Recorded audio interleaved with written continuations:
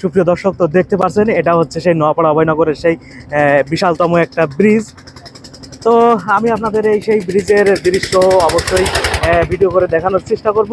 তো ড্রোন দিয়ে ভিডিও করে দেখানোর চেষ্টা করব, দৃশ্য চারি সাইডের দৃশ্য দেখাবো, অবশ্যই দেখতে থাকুন।